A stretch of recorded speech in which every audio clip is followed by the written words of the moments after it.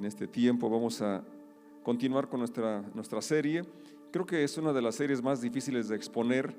Banderas rojas, el título está muy sugestivo, pero mientras estaba escuchando a David, estaba yo bastante incómodo y noté a otras personas también bastante incómodas. La verdad es que estos temas nos incomodan.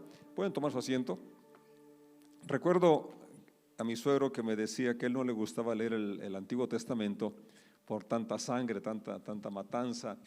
Y bueno, hay historias que quisiera yo que no estuvieran ahí, pero ahí están porque están mostrando la naturaleza del ser humano, la consecuencia de la caída, cómo ha afectado al hombre desde el inicio, y que hoy realmente es pues la maldad multiplicada, lo vemos en todas las áreas, y la realidad que afecta también a las iglesias, afecta a las personas que que asisten a congregaciones y que profesan algún tipo de fe. Y bueno, hoy vamos a continuar, vamos a ver algunos versículos que nos hablan de esta triste realidad. Según un reporte de la Organización Mundial de la Salud, declara que en cada país donde se ha hecho un estudio confiable, del 16 al 50% de las mujeres han sido agredidas por un compañero íntimo. La violencia intrafamiliar en ese mismo país, dicen que en Estados Unidos, dicen que es la causa número 1 de los asesinatos. Qué feo, ¿verdad? Y bueno, que un tercio de las mujeres que han muerto han fallecido en manos de un compañero íntimo. Bueno, eso es muy triste, pero bueno, no solamente es en Estados Unidos, sino que en todos los lugares la violencia es algo que no podemos ignorar, no podemos negar. No deberían ser así las cosas. Y la Biblia, como menciona, como dije, habla de muchos asuntos, como el relato de Génesis 39 que nos habla de José, donde lo venden como esclavo. Y no son otros personajes raros o extraños a él, sino sus propios hermanos que de hecho querían de inicio matarlo, y uno de sus hermanos intervino, ¿verdad? Por ahí intercedió por él, lo pusieron en la cisterna y después lo vendieron como esclavo. Faraón, nos habla en Éxodo, cómo ordenó asesinar a los bebés hebreos arrojándolos al río. En el Nuevo Testamento encontramos a Herodes también, que mandó matar a todos los bebés de 2 años para abajo porque quería matar al Mesías. Y siguen los relatos, por ejemplo, en el Antiguo Testamento tenemos en Génesis cómo Siquem violó a Diana, hija de Jacob, y después viene también una venganza, una matanza. En los tiempos de David, uno de sus hijos viola a su media hermana, Tamar. Entonces, hasta en las mejores familias, ¿verdad?, vemos situaciones tan tristes, tan feas como las violaciones. En el libro de Jueces nos habla cómo los israelitas violaron a la concubina de una persona, del relato ahí de Jueces 19, hasta la muerte. Qué atroz, qué acciones tan bestiales, podríamos decir. Nos habla de Acab y Jezabel, que matan a Nabot para despojarlo de su viñedo. También un abuso de poder desmedido, hasta llegar al asesinato movido por la avaricia y el abuso de poder. ¿Cómo pueden hacer estas semejantes barbaridades? Bueno, los arameos nos hablan en el segundo libro de Reyes, capítulo 8, cómo abrían los vientres de las mujeres para matar a los bebés y obviamente a la mamá también. Pero los israelitas no se quedaban atrás, porque segundo libro de Reyes nos habla cómo ofrecían a sus hijos en sacrificio a Moloc, los quemaban. Esto de verdad que es una atrocidad. Y podemos mencionar más temas, más ejemplos, que la Biblia habla de muchos más temas o casos, situaciones horribles que estaban realizando. Por ejemplo, Mateo habla de cómo Juan Bautista fue decapitado, cómo al Señor Jesús trataron de apedrearlo, trataron de arrojarlo al precipicio, y eran personas religiosas, eran personas que por el celo de la predicación y las acciones de Jesucristo trataron de matarlo, y finalmente lo crucificaron. porque estaba quebrantando el sábado, porque estaba confrontándolos con su situación interna. Entonces, la Biblia no esconde, como dije, las situaciones tristes. Podríamos abundar más sobre temas que hablan del abuso de poder, del abuso verbal, del abuso sexual, como el caso de David, al tener esa relación con Betsabé, sabiendo que era mujer casada, abusa del poder, abuso sexual. Y de asesinato también, porque manda a Urías, a uno de sus más leales soldados, al frente de batalla para tratar de tapar su adulterio y el embarazo que producto de ese adulterio había resultado. Entonces, no podemos decir que no pasa en las iglesias, que no sucede en ciertos hogares o que es para la gente pagana. Los ejemplos que menciono son de gente que de verdad amaba a Dios y que sin embargo cayeron en esas situaciones tan tremendas. Ahora, al mencionar esto, ¿qué pretendemos? Que tomemos conciencia y no bajemos la guardia. Que escuchemos a nuestros hijos, que advirtamos a nuestros hijos, que escuchemos y veamos cualquier anomalía en ellos y sobre todo crear una confianza, un diálogo para que ellos puedan venir a nosotros como padres y nos cuenten cualquier cosa que no sea normal y nosotros ser de alguna manera no tan confiados. Cuando Pablo escribe a la iglesia en Corintios, vamos a leer por favor 1 Corintios 5, habla de una situación, porque podrían decir, bueno, todo eso que mencionaste está en el Antiguo Testamento, pero ya en el Nuevo Testamento encontramos aquí en Corintios, 1 Corintios capítulo 5, verso 1, que Pablo está confrontando a la iglesia de Corinto por una inmoralidad y dice, el verso 1, me cuesta creer lo que me informaron acerca de la inmoralidad sexual que hay entre ustedes, algo que ni siquiera los paganos hacen. Me dicen que un hombre de su iglesia vive en pecado con su madrastra. Y sigue el apóstol diciendo que ellos, en lugar de confrontarlo, estaban orgullosos, estaban como que aquí no pasa nada.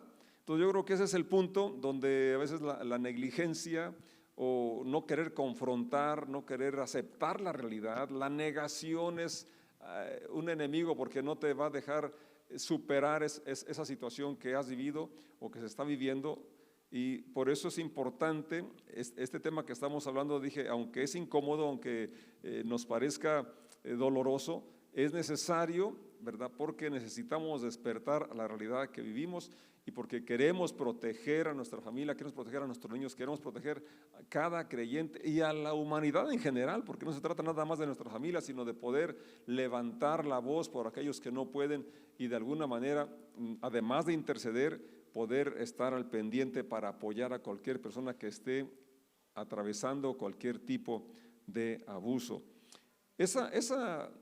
Capítulo 5, primera carta, nos habla de cómo Pablo los confronta y el resultado de esa confrontación, que es muy directa, en la segunda carta, el capítulo 7, verso 9, Pablo está refiriéndose en los versos anteriores de lo que había sucedido con esta confrontación, con este escrito, que se habían contristado, que se habían lastimado, pero Pablo no tenía la intención de lastimarlos.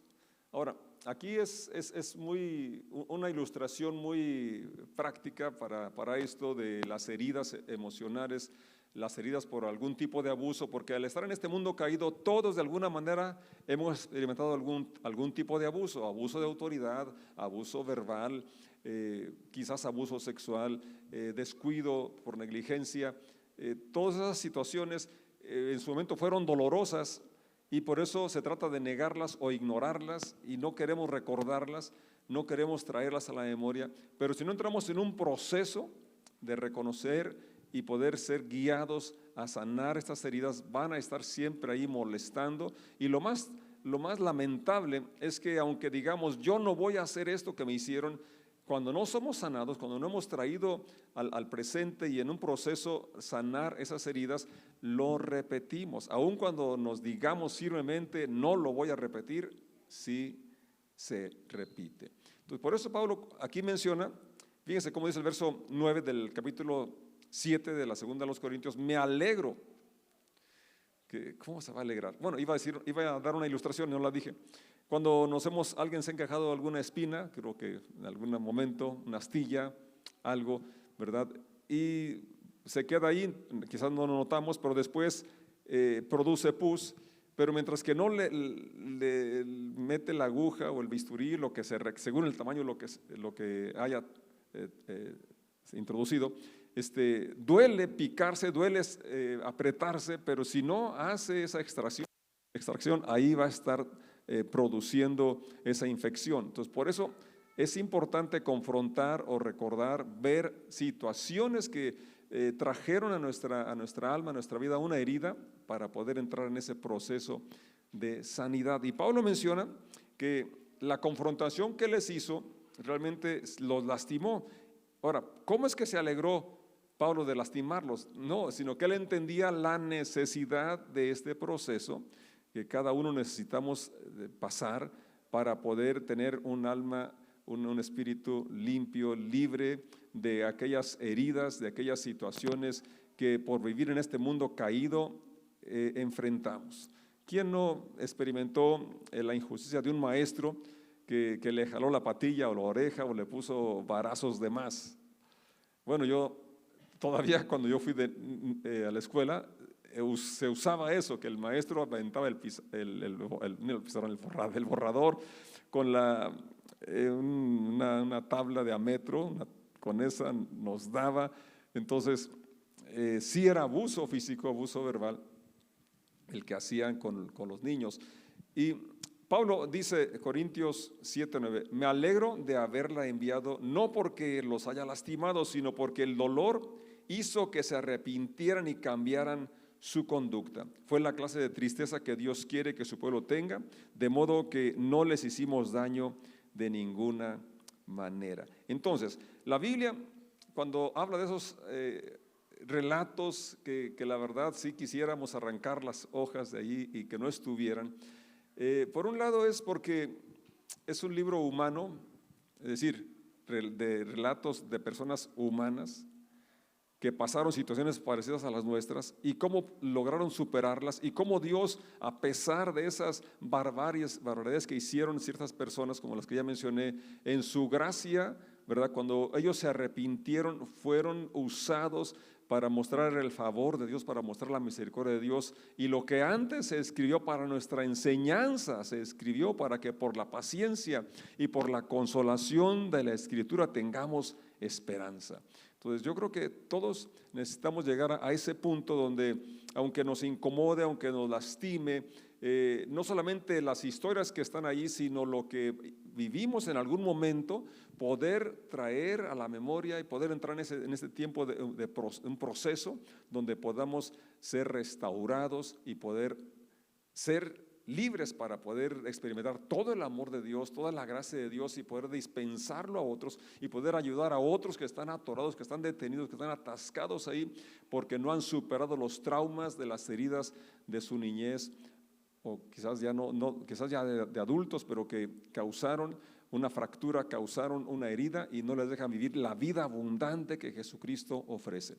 Y el Señor a eso nos ha llamado, a ser restaurados, y Él está haciendo su obra en nosotros, y la promesa es que Él va a perfeccionar la obra que inició en nuestros corazones, pero necesitamos de una forma intencional entrar en este proceso, aunque al inicio sea doloroso, aunque al inicio te lastime, realmente nos va a guiar a ser sanados, y a otros cuando los confrontemos también van a poder arrepentirse y cambiar su conducta. Así que yo los animo a que ahora que vamos a iniciar este taller de remendar el alma, puedan inscribirse, puedan darse este tiempo y entrar en este proceso donde podemos dejar que el Señor restaure nuestra alma, pueda ser sanada toda herida, liberarnos de la amargura, del resentimiento y vivir la vida plena que el Señor nos ofrece.